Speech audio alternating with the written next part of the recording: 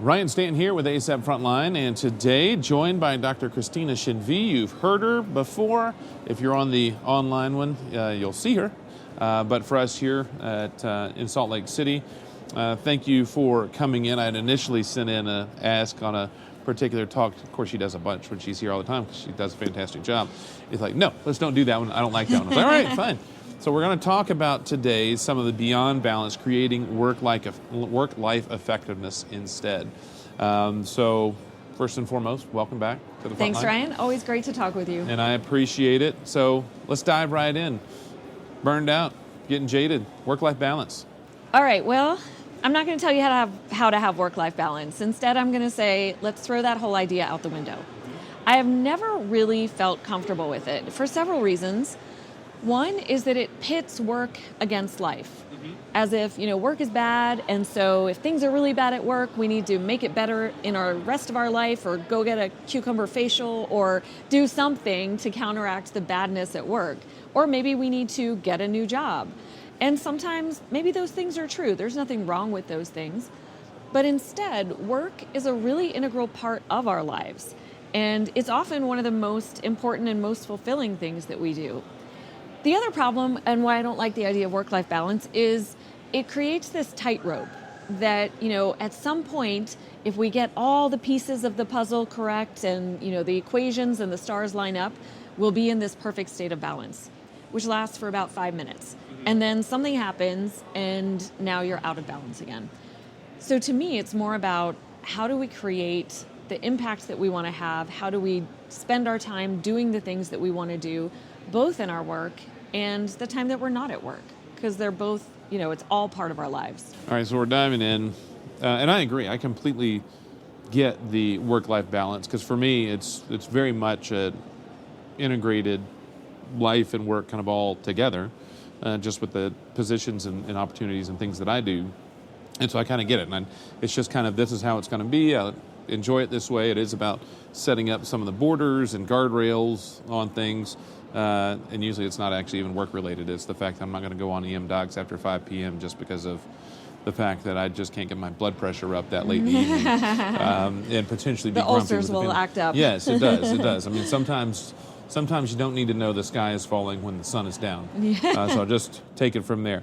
All right, so you're talking about in this talk, creating the harmony and vitality, purposeful, nuanced lives, kind of getting, because our conversation is not clear. I mean, it's very clear in our discussions that we've had before that it is more of a cerebral approach to some of these topics, and whether it's feedback, whether it's education, whatever it may be. And in terms of this aspect of our lives, kind of dive into some of those, thinking about things that you Ryan, can do. I'm going to come at you with a framework. So Okay. I've got 3 main ideas and then some practical tips Okay, perfect. to Love implement it. them. Yep.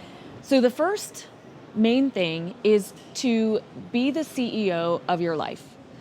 A lot of times if something bad happens, we fall into this pitfall of learned helplessness, which, there's some experiments from the 70s where they put animals in a cage and gave them electric shocks, and the animals learned, when bad things happen, I have no control. And then when they put them in other cages where there was a way to get out, or a passageway out, and exposed them to noxious stimuli, they didn't move because they had learned, when bad things happen, I have no control. So the first step is really maintaining agency, stopping the cycle of saying, oh, I have to do all these things, or they're making me do that. No one can make you do anything. They can't make me go to shift. They can't make me fly home tomorrow. Nobody can make me do anything. I am doing it because I'm choosing to. And so this idea for me of being the CEO of your life is, imagine you were running a company. Your company is called Ryan Stanton's Life. You would be strategic about, okay, where am I going to strategically deploy my energy?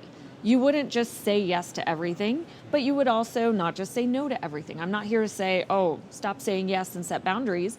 I'm here to say, be strategic, be thoughtful, count the cost before you say these yeses and nos. If you're the CEO of your life, you're not doing every single role. You don't have to necessarily do the laundry or mow your grass. You can think about, what are the things that I as CEO need to do, And what things am I going to delegate, outsource, hire other people to do? And it was funny, Ryan, I had talked about this concept at the AWEP retreat back in January in Costa Rica. And then I ran into a doc who went to it, and I had spoken about it, forgot about it. She pulled me over a couple days ago here at ASAP, and she said, that idea changed my life. She's now outsourcing things. She's being more thoughtful about what she's doing. So first and foremost, maintain agency. We are not victims. We are the ones who are in control of what we're doing, and taking an owner's rather than a renter's mentality to our lives. You know, when you rent a house, you're not thinking about planting trees that'll grow 10 years from now, and you're not taking care of the roof. That's the landlord's job. When you're an owner, you're being thoughtful. You're taking care of all the things that are going on in your house. All right, so that's number one.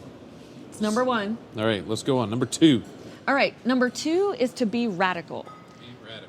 So ruthlessly prioritize what matters. Okay. And taking a look at all the things you're doing, because we cannot do everything.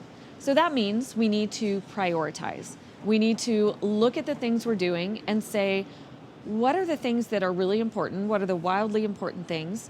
And what is the trash? Or maybe let's not call it trash, but what are the things that are less important to me that I want to divest? So if you're a company, you're the CEO, where are the things that I want to invest more in? And what are the things that I want to sell off or divest or give to somebody else?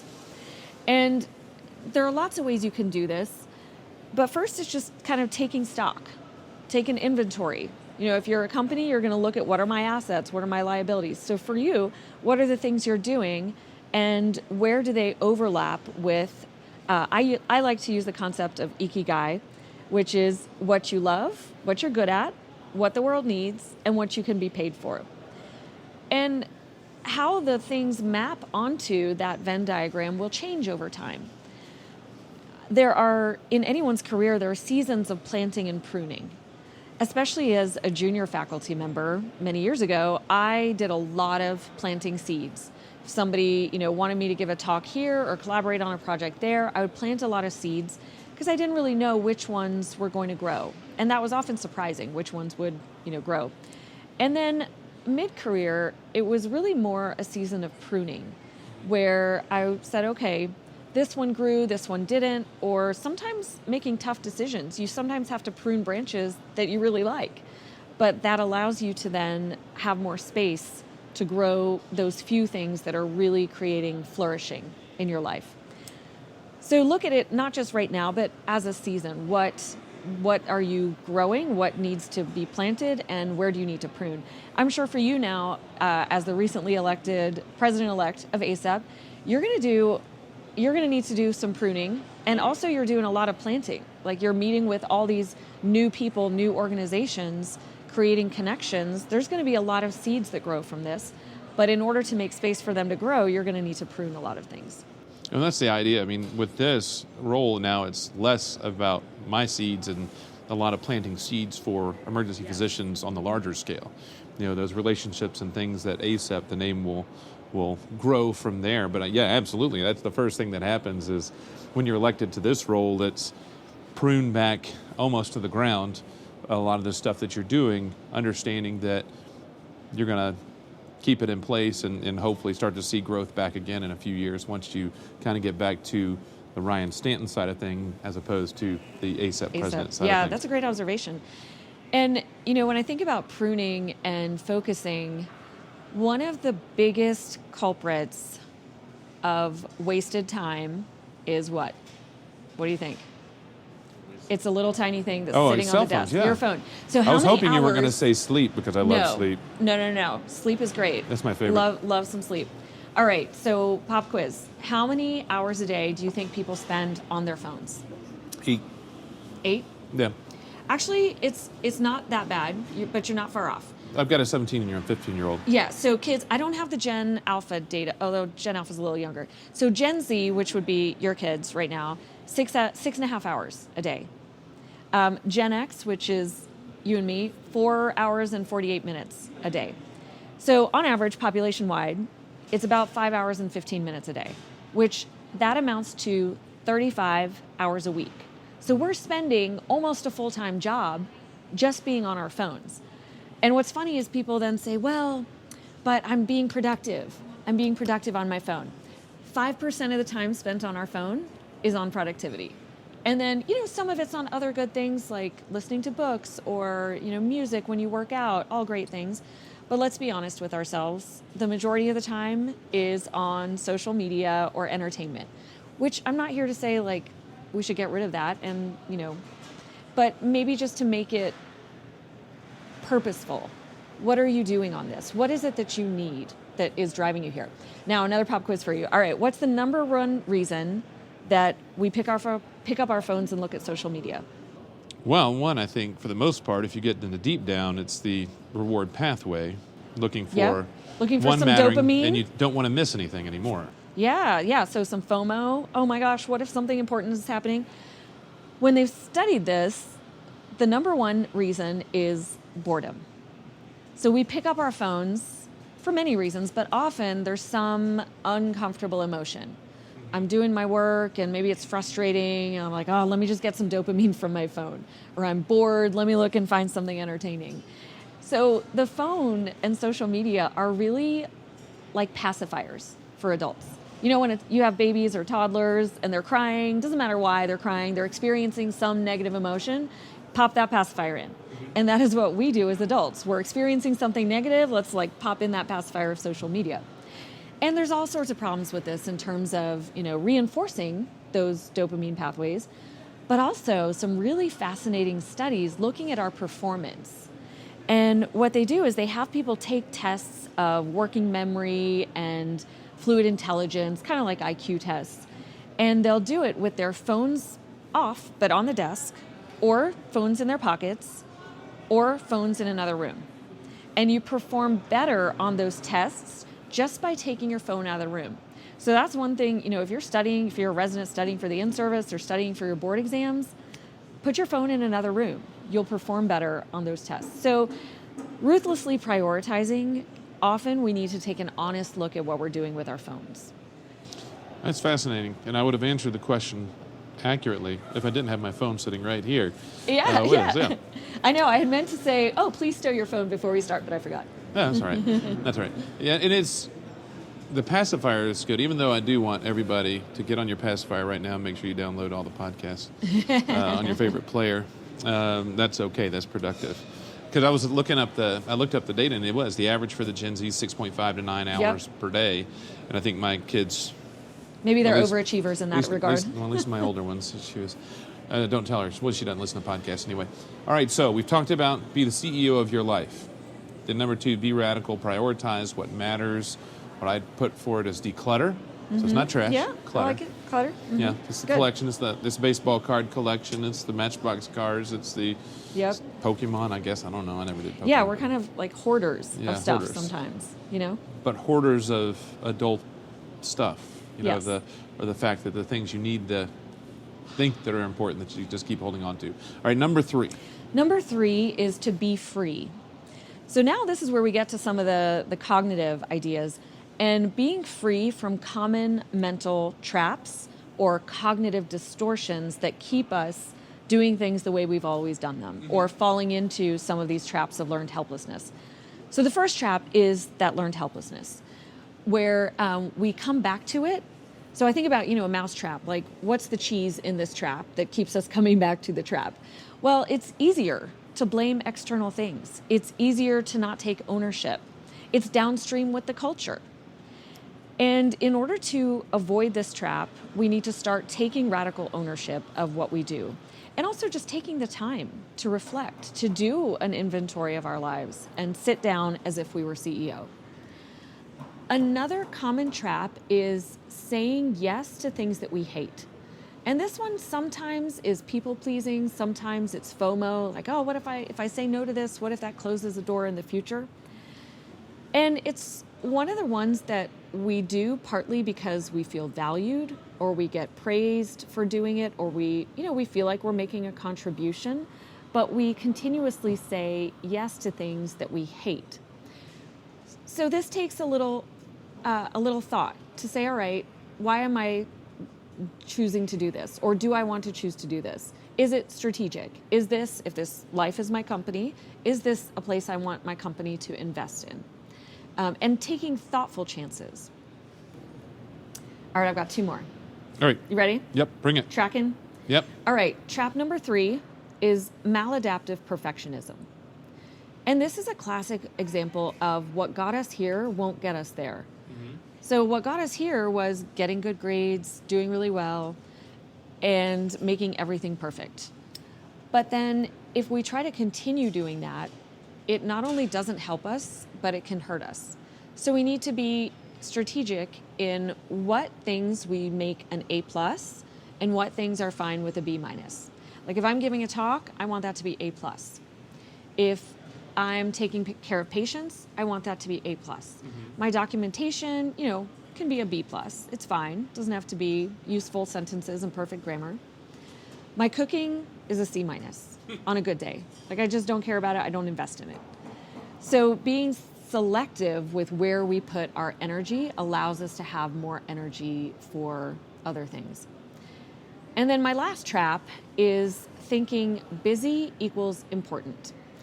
So Ryan, I don't know if you can relate to any of these, but maybe things like constantly taking on new projects, even though you're already overcommitted, or being uncomfortable with rest. You go on vacation and you're like, wait, shouldn't I be doing something? Or feeling guilty about taking time to do other things. I remember I was talking with a woman at my institution who said, well, I know I should work out, but I also know I should do emails. And so if I work out, I feel guilty for not doing my emails. And if I do my emails, I feel guilty for not working out. So we create these impossible situations. And the trick here is to choose and not feel guilty. So choose one or the other, whatever it is, and not feel guilty. An example from my life was I got invited to speak at the ASEP Teaching Fellowship back many years ago. And that ended up being, of course, I didn't know it at the time, but that ended up growing into a really big part of my career that I love, which is directing the Teaching Fellowship. But the first time I got invited, it was over the date of my oldest son's birthday. And I was like, well, great. Do I go? And then I feel guilty for missing his birthday? Or do I stay home and then feel terrible that I've missed this opportunity? And the trick was to choose and not feel guilty. So this trap of thinking, oh, well, if I'm busy, that means I'm important, or feeling validated because a lot of people need us. One more story for you. My husband and I went on vacation with another couple many years ago now, and the wife of the other couple is a dermatologist. She works very part-time, a good friend of mine. And every day during the vacation in this beautiful, all-inclusive resort in Riviera Maya, I would get up and kind of do an hour or so of email. But then I would reserve the right to complain about it for the rest of the day. That, oh my gosh, I had to do all this email. And after a few days, my sweet, long-suffering friend, she's like, yeah, I think I've gotten like 5 emails in the last 3 days. And I thought, oh my gosh, if I'd only gotten 5 emails, I would have felt so unneeded. And I realized, oh, that's the problem.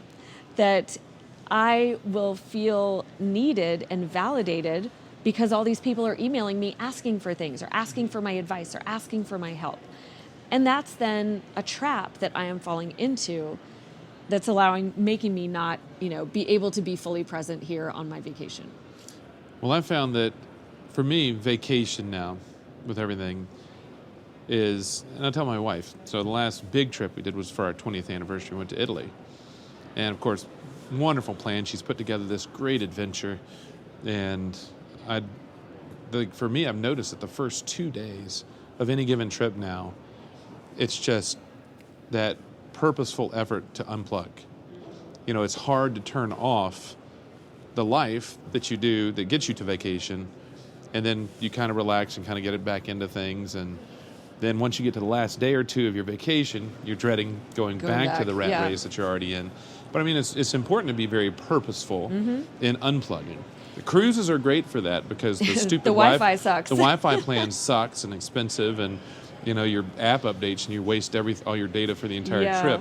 Or my recommendation, I did interview Dr. Dolly earlier, so this probably wouldn't be a good investment plan, is buy a tractor It's like my favorite thing ever is getting out on the Kubota tractor and just mowing stuff with a little radio. Can't do anything, can't work. Nice. Just enjoy being out there, just taking Yeah. that moment to completely unplug.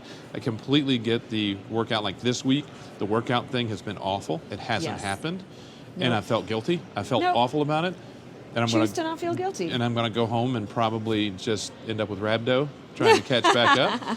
But at the same time, I agree. Those are the things. Is the not feeling guilty, not feeling trapped in, and understanding that one, if you don't show up, the world still turns. It does. It shocks me every time, Yeah. right?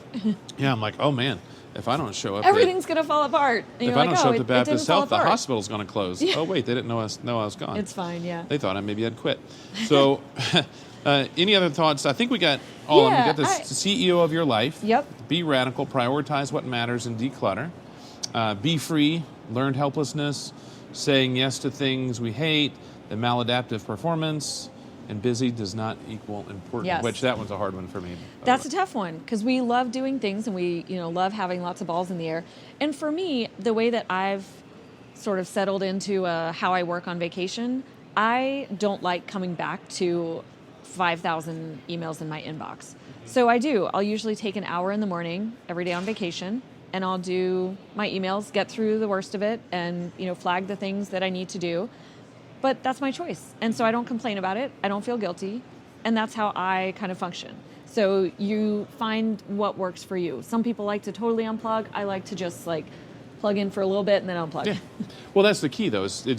Even if you're going to do that, you don't want to continue to be your normal work schedule when Right. you're on vacation, Right. being present. I think my favorite trip that I did, actually more recently, was Yellowstone. Because if you've ever been to Yellowstone, there is no service. There is no There's service. no phone service. There's no Wi-Fi, and it was glorious. Yes. Now, when you did finally get back into Bozeman, or into Jackson if you're on the other side, and all of a sudden your phone blows up, like the world did just the sky did just fall, then it gets a little bit overwhelming. But it was nice to have that forced going against that kind of workaholic work drive that you have and say, you have to enjoy the moment. Enjoy the moment. And I love the fact they've had the option to bring in cell service and to bring in Wi-Fi service to the park. And they said, no, the park is the focus, not you being connected to your life. All right, so any closing so got thoughts? some practical strategies. Oh yeah, love it. So how do you then take these kind of abstract ideas and really operationalize them? So first, sit down as CEO of your company and do an honest life and self-assessment. Look at where your time is going. Look at your phone. Activate that weekly report that shows you how much time you've spent on different things on your phone. Do a calendar audit. I like to go in every now and again in my calendar and look at what meetings am I dreading?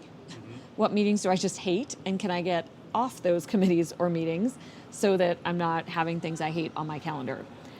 And then think about what would you want your life to look like 6 months from now in terms of what you're spending your time on. What are you doing more of? What are you doing less of? How do you feel physically and emotionally? And then as CEO of your life, develop a strategy. Maybe you bring your spouse or partner, maybe they're your COO or your co-leader, president, and have them help you develop a strategy to get there. And then finally, take the time to do some real soul care. I had a realization some time ago. I will never be a supermodel, and I will never be a basketball star or athlete.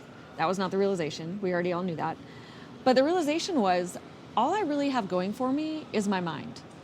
And so I want to protect and nurture my mind the same way that an athlete trains their body, the same way that a supermodel, well, hopefully not, with problems there, but the same way a supermodel would take care of their body or an athlete would train their physical abilities.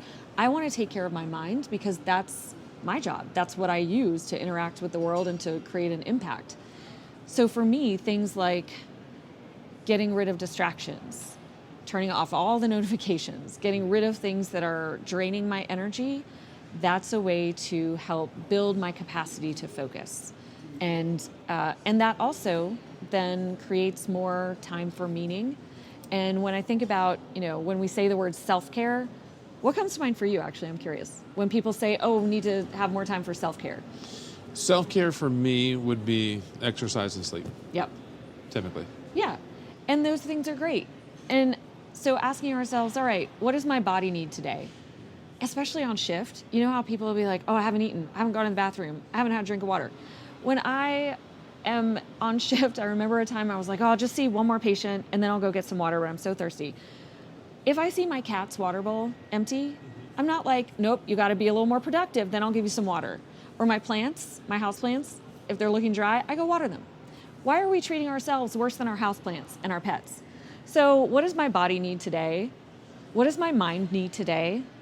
What does my soul need today? Maybe that's, I need some connection, or I need to, read something that's inspiring. Sometimes, I'm not like a big art or poem-y type person. I'm more of a sciencey person, but I love when somebody will send me a poem and I'm like, oh wow, yeah, that's really transported me. This opened my eyes in a new way today.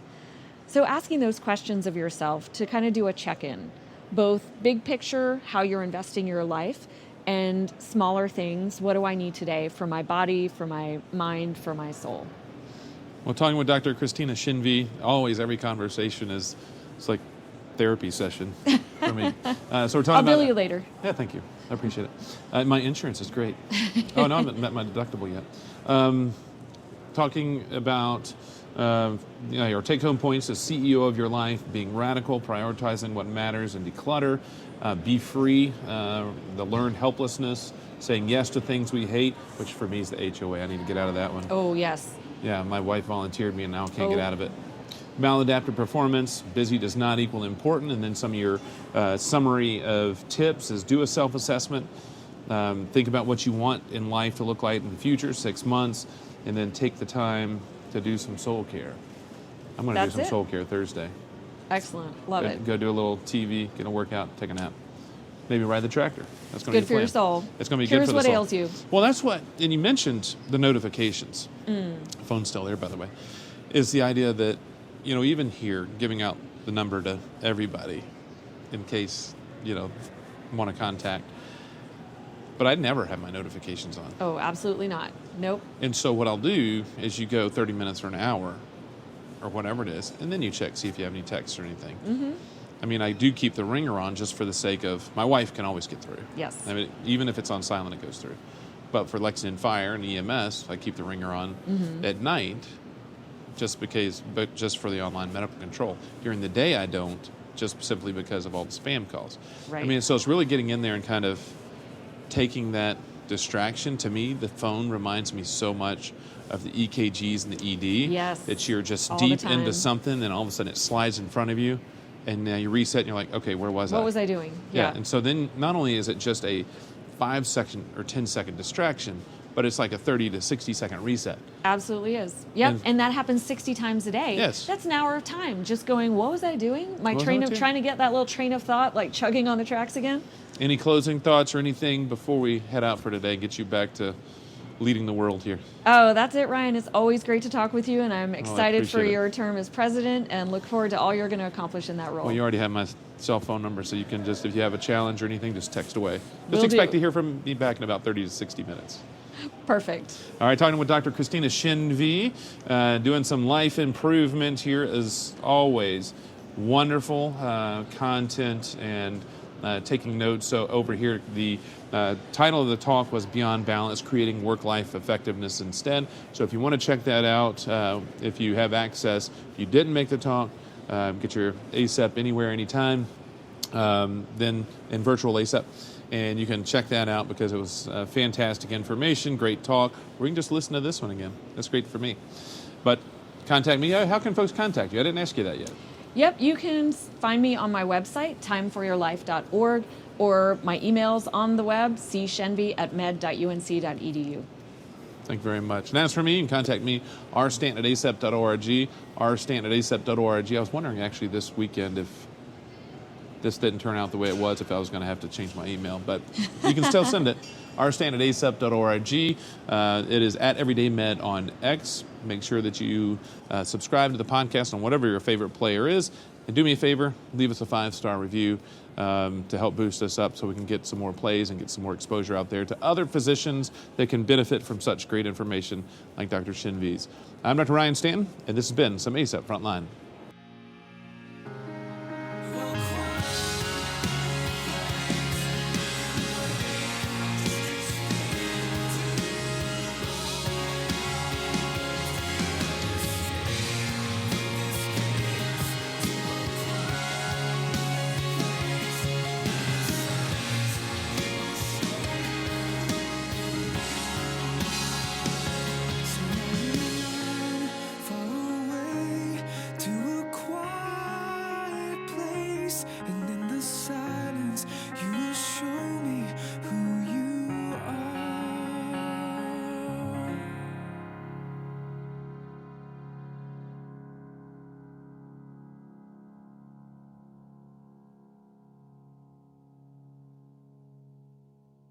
If you're not on the front lines, you're on the sidelines.